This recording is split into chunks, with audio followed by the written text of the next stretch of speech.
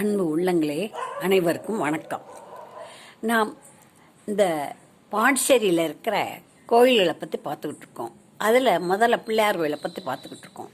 அதில் வெங்கட்டாநகர் விஜயகணபதிங்கிற கோயிலில் மாசிமக தீர்த்தவார் திருவிழாவில் செஞ்சி பக்கத்தில் இருக்க தீவானூர் நெற்குத்தி சுவாமிகள் வந்து இங்கே தங்கியிருக்கிறதுனால அவரை பற்றி இப்போ பார்க்க போகிறோம்.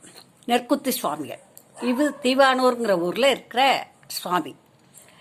அங்கே அந்த ஊர் மிகவும் செழிப்பான ஊர், வயல்கள் நிறைந்த ஊர், பழமையான ஊர். தேசிங்கராஜன் காலத்திலேயே இந்த சுவாமிகள் அங்கே நெற்குத்தி சுவாமிகள் என்ற பெயரோடு இருந்திருக்கிறார்.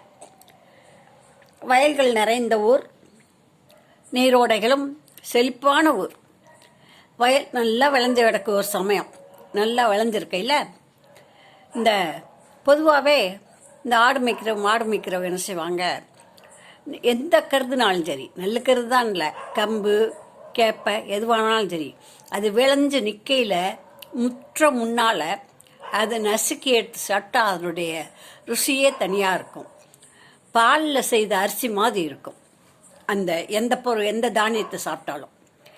அது மாதிரி இந்த ஆடு மேய்க்கிறவங்க என்ன செஞ்சுருக்காங்க, அந்த நல்ல வயலில் விளைஞ்சிருக்கிற வயலில் போய் குறுக்க அங்கங்கே நெற்கதிர்களை எடுத்து அறுத்துட்டு வந்து, அதாவது கத்தி வச்சிருப்ப கையில் அதை வச்சு அறுத்துட்டு வந்து ஒரு கல்லில் வச்சு அதை குத்தி புடச்சி கைனாலேயே குத்தி அந்த கல்லை வச்சு நசுக்கி கைனாலே இப்படி ஃபூன்னு ஊதி அந்த அரிசியை சாப்பிடுவாங்க. அந்த அரிசி திங்கிறது வழக்கம், எங்கேயும் வழக்கம். அதே மாதிரி இங்கே தீவானூரில் அந்த வயல் விளைஞ்சு கிடக்கும். அங்கே போய் இந்த ஆடு மாடு மேய்க்கிறவங்க எல்லாம் சேர்ந்து பசங்க சேர்ந்து அந்த நெற்கதிராக அறுத்துட்டு வராங்க. அறுத்துட்டு வந்து ஒரு இடத்துல குவிச்சு வச்சுருக்காங்க.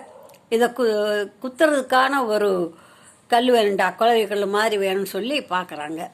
பார்க்குற போது ஒரு இடத்துல ஒரு குழவி கல் கிடக்குது, 5.5 அங்குலம் உயரம் கிடக்கும். அதை எடுத்துகிட்டு வந்து சரி இதை வச்சு குத்துவோம்னு சொல்லி வச்சுருக்கல. இது மட்டும் கணக்காரா 2 பேருமா சேர்ந்து குத்துவோம், இன்னொரு கல் பார்ப்போம்னு சொல்லி பார்க்குறாங்க.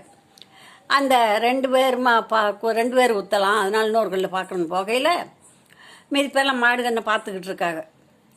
போகையில் கல்லை தேடி எடுத்துக்கிட்டு வர முந்தி இங்கே வந்து பார்க்குறாங்க.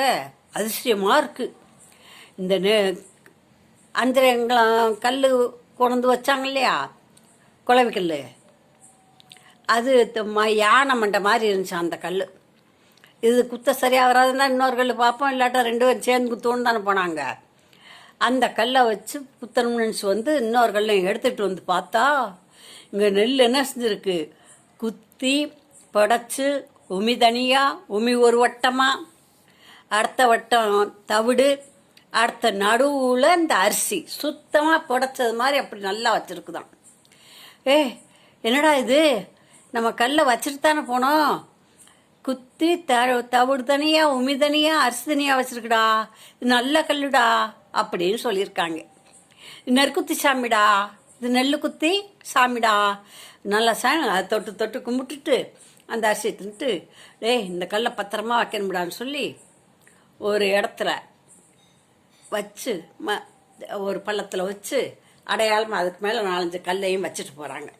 இந்த கல் தாண்ட அடையாளம், இந்த கல்லுகளை பார்த்து நம்ம அந்த கல்லை எடுக்கணும் அப்படின்னு சொல்லிட்டு அன்னைக்கு ஆடு மாடை மேய்ச்சிட்டு வீட்டுக்கு போகிறாங்க. மறுநாள் வந்து இன்னைக்கு அந்த நெல் குத்தி சாமி நமக்கு நெல் குத்தி கொடுப்பாரா பார்ப்போமா அப்படின்னு சொல்லிட்டு நெல் கருதை அறுத்துட்டு போய் அங்கே வைக்கிறாங்க. அதை குமிச்சு வச்சுட்டு அந்த கல்லை தேடுறாங்க, காணோம். அடையாளமெல்லாம் இருக்குது, அந்த கல்லை காணோம். இங்கிட்டும் போய் தேடி பார்க்குறா, தெரியலை. என்னடா கல்லை காணோம், சரி போ வேறு கல்லை எடுத்துகிட்டு வரும், முதல்ல தண்ணி குடிப்போம். அந்த கல்லை தேடி அழுத்து போனோம், முதல்ல தண்ணி குடிப்போம். அந்த கல்லை தேடி அழுத்து போனோம். அதனால் இந்த குளத்தில் போய் தண்ணி குடிப்போம்டான்னு குளத்தில் போய் தண்ணி குடிக்க போகிறாங்க அந்த பசங்க. போனால் அங்கே ஒரு இடத்துல அந்த குளத்தில் டிப்னு தண்ணி குமிழ் விட்டுக்கிட்டு குமிழாக கிளம்பி வருது.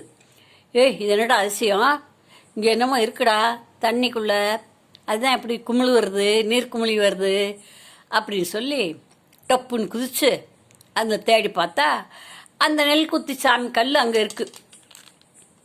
ஏய், இங்கே தாண்டா இருக்குது நெல்குத்தி சாமி கல், எடுத்துகிட்டு போகண்டான்னு எடுத்துகிட்டு போய் குத்தி சாப்பிட்றாங்க.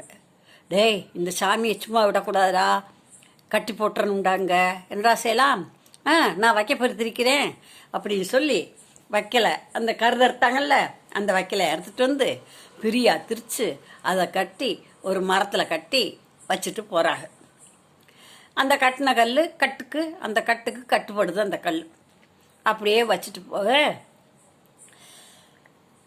மறுநாளும் வந்து அப்படியே குத்தி குத்தி சாப்பிட்டுக்கிட்டு இருக்காங்க.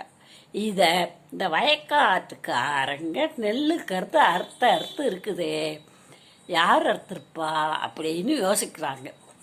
கண்டுபிடிச்சாங்களா இல்லையான்னு நாளைக்கு சொல்கிறேங்க. நாளைக்கு இந்த கதையை தொடர்ந்து பார்க்கலாம். நன்றி, வணக்கம்.